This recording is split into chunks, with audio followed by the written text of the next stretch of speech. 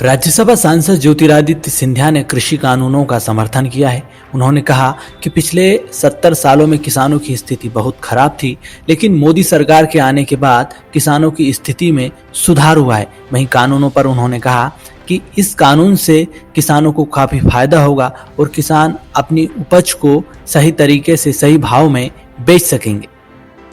किसी भी व्यक्ति को अपना उपज या अपना माल बेचने पर कहीं प्रतिबंध कहीं भी देश में लगा है? ये केवल किसान पर क्यों? जो प्रतिबंध लगा था किसान पर, उस प्रतिबंध को उखाड़ के फेंका है नरेंद्र मोदी जी ने। किसान को स्वतंत्र बनाया है। Point number 1।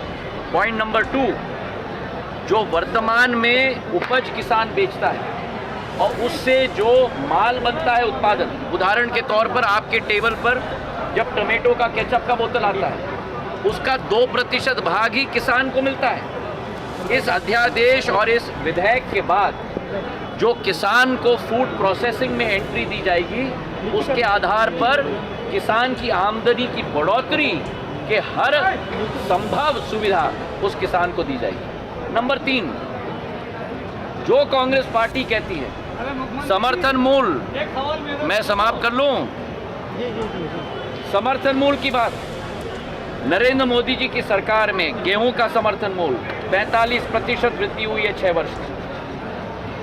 आपका दाल का समर्थन मूल्य 65%। और जहां तक खरीदगी की बात हो, गेहूं में 114% बढ़ोतरी हुई है और दाल में 5000% बढ़ोतरी हुई है।